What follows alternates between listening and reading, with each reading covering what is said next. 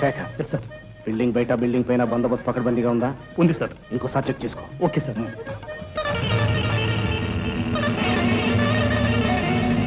Inspector. Yes sir. Is everything okay? Okay sir.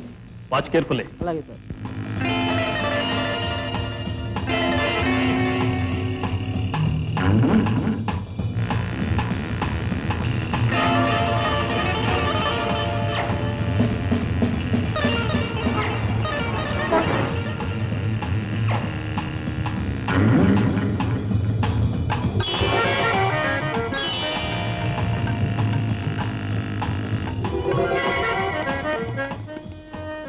ఇక్కడ కూడా head డ్రెస్సా? చూసారు కదా, వెళ్ళండమ్మా. ఆడవాళ్ళు పెట్టుకున్న కిరీటం కాదు ఇది, మగవాళ్ళు పెట్టుకున్న కిరీటం.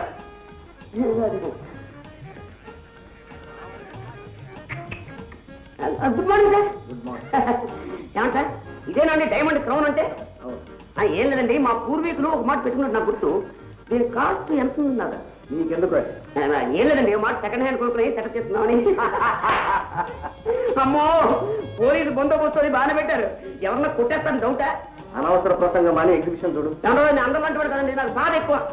ఎవరన్నా చేయడానికి ఎత్తేస్తే ఎత్తేయడం అంత తేలిగ్గా మిస్టర్. ఒకసారి ట్రై చేస్తావా? మీదే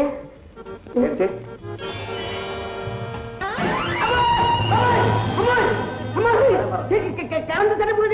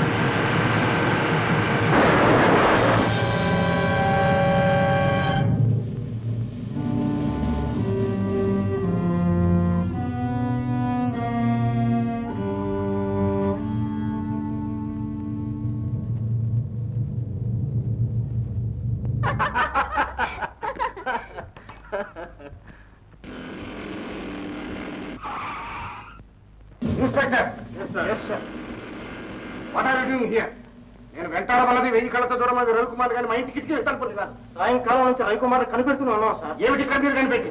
ఆయన ఇక్కడే ఉన్నారు సార్. మీ అమ్మాయి గారు ఆయన కథ మీద బంధించి వచ్చారు. అవును సార్, ఆయన ఇప్పుడు లోపలే ఉన్నారు. ఇంపాసిబుల్.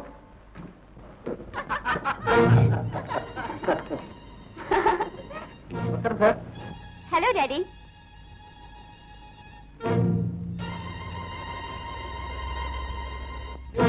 ఏం డాడీ ఆయన ఎలా చూస్తున్నారు? అబ్బాయి ఏమీ లేదమ్మా, రవికుమార్ ఈ రోజు హుషారుగాను హుందాగాను కనిపిస్తుంటే కొత్త డ్రెస్ కదండి అందుకని. ఐసి బూట్లు కూడా కొత్తవే అనుకుంటాను. సాక్స్ కూడా చూడండి ఎంత బాగున్నాయో. Very good.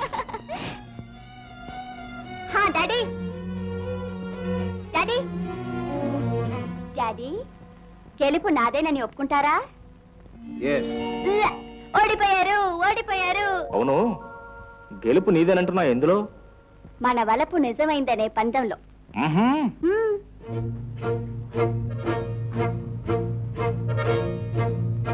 ఒకే మనిషి ఒకే సమయంలో రెండు స్థలాల్లో ఉండలేడు. అయితే ఈ రవికుమార్ జ్యువెల్ థీఫ్ కాదా? మరెవరా జ్యువెల్ థీఫ్?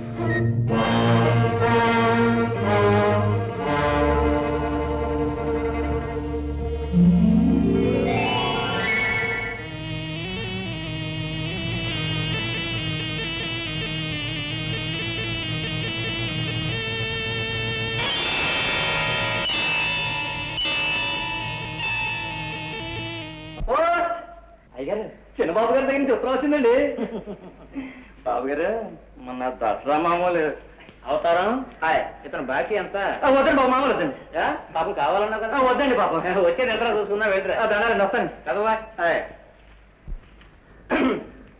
మహారాజా రాజశ్రీ నాన్నగారికి శ్రీనివాసు నమస్కారములు. ఓ అబ్బాయి గారికి ఏ పిచ్చు పట్టండి. బాగా చదువుతున్నాను, సెలవులకి రాగానే పద్మను పెళ్లి చేసుకుంటాను. డబ్బు కంటే మనిషికి మంచి గుణం ప్రధానం అనే విషయం మీకు అర్థమైందనుకుంటాను. అవుతాను. అవసరం ఆబ్జెక్ట్ అతను వీడు చాలా మొండి పట్టుదల మీద ఉన్నట్టున్నాడయ్యా. చిత్తం వచ్చినప్పుడు నేను ఇంతేనండి మరి. అందుకనే ఇలా గాడిలో తయారయ్యా. చిత్తం గుణం ప్రధానమా? ఆ పిల్లకి ఒళ్ళంతా గుణం గణగణలాడిపోతుందనేగా వీడి సరదా. చిత్తం గుణవంతురాలనే కదండి మరి అబ్బాయి గారు పెళ్లి అంటున్నారు. ఆ గుణం ఈ చుట్టలే మండి బూడిదైతే ఇచ్చి అంటారు, చచ్చే చేసుకోరు. అర్థమైంది కదా? ఆహా ఆహా, ఇంత గొప్ప పాడు ప్లాన్ వేసిన మీకు అబ్బా ఇక్కడ ఎవడమే పోతున్నా. వెంటనే రచ్చబండకండి, పక్కన చేసేస్తాం. నీ బాకీ ఎంత? బాబు నే వేరం. రే దేవుడు, చిత్తం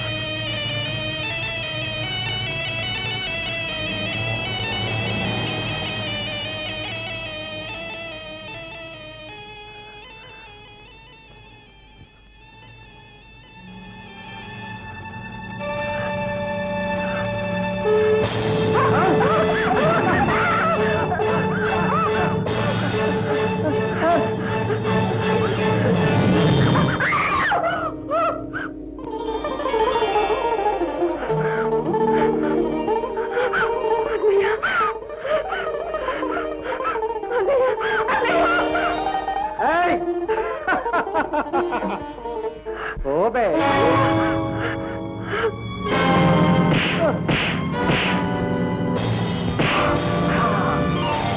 అన్నయ్య అన్నయ్య రా అన్నయ్య వెళ్ళిపోదాం రా.